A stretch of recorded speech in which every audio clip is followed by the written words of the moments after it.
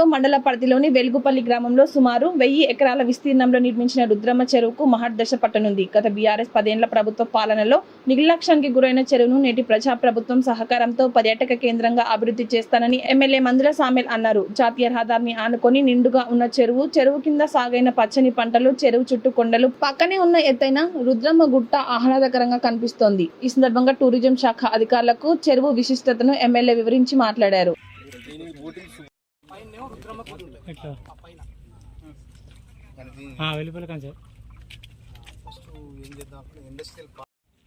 దీని చుట్టూ గుట్టలే దాదాపు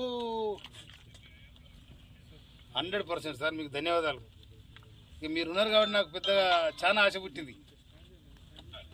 మీరున్నారు కాబట్టి మంచి పొజిషన్లో ఈడీగా ఉన్నారు కాబట్టి అంత మీ చేతులు ఉంటుంది కాబట్టి కొంచెం ఇక్కడ నా పేరు కూడా ఉండాలి సార్. అట్లా ఒక ఉద్యమకారునిగా, ఎమ్మెల్యేగా అరే వాడు ఉన్నప్పుడు చేసిండ్రా అన్నట్టు ఉండాలి సార్.